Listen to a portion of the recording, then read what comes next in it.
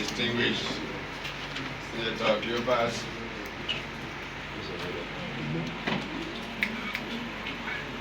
very distinguished elders, ladies and gentlemen,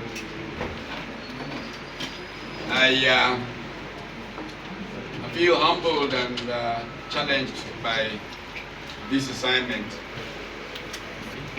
because I know that the future of our country rests on it in very, very many ways, more ways than immediately imagined.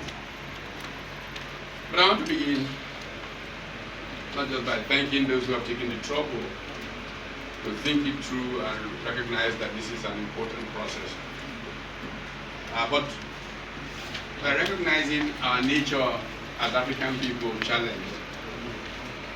I can tell you that I've just spent some time with some very senior people looking at the problems of our continent, not just our country.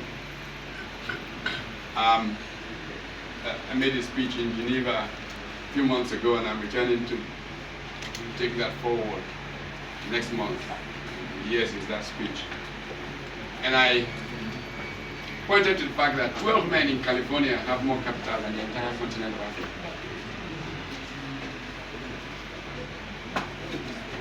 And a leading British investment banker said, well, they cannot invest in Africa because there's no infrastructure to make significant investments in Africa. And my response was, that is actually an opportunity. If they put all that capital into developing that infrastructure, because Africa, with its resources in natural, man, and all of that, the fact that its people are young constitute the future of this planet.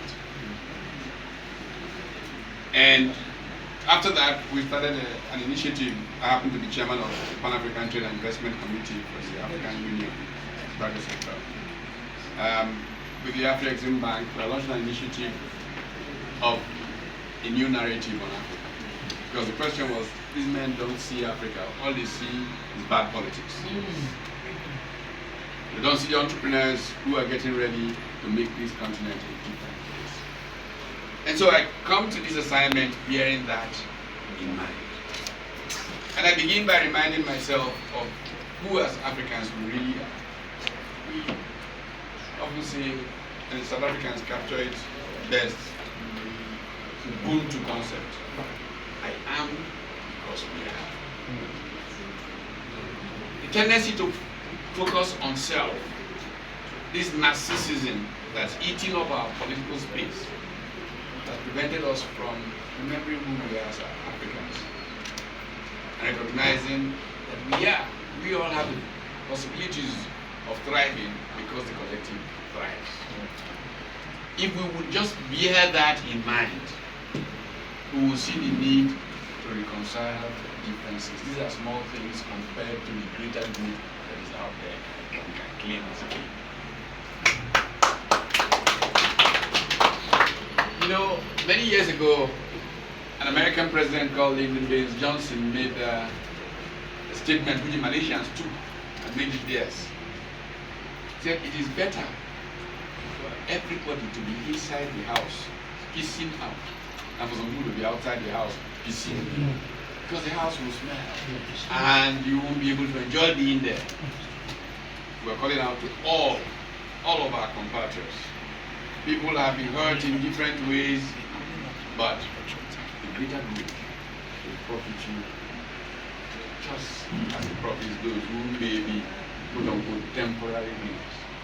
Together, we can bake this bigger cake and can lift our country and ultimately our continent out of where it is. And pardon me for being an academic in an interest area. The famous Malaysian economist called Jomo Sundaram. Guess once said that all these writings about Asian economic miracle that Westerners don't understand what happened in Asia. But what happened is that one serious country began to get it right. And then one looked around the border and said, see those people who better start doing what they are doing. And before you knew it, you had a flock of geese flying together. So it's called the flying geese phenomenon. We owe it to our children, to this continent, for Nigeria to become that leader of this flying geese. And our divisiveness has for too long prevented us from claiming and executing that role. And so what we are doing, and I'm extremely privileged by the company that I've been putting. He and I have been fighting for 50 years. and we're still very good friends. So it means that we can make other people be friends. But the extraordinary privilege of having someone like Senator Girabi. Many of you don't really know him. Sometimes our country is robbed because he doesn't showcase the true builders of this nation. And Senator Girabi is one. And so the privilege of being able to work with such people suggests to me that it is possible for us to truly get this thing together and get everybody to see where the church. Just by coincidence, I happen to be also involved in the process of the party developing its manifesto and policies. One of the things that we have come to some agreement with the discussion with the leadership is that this party is going to be a party of the future focused on the young people of this country. The median age of our country is 19.5 years. If the bulk of this huge population is there, we have to vision a future in which they are all global champions. And to be able to do that, we have to leave all these petty little things. Find those young men and women, bring them into this process.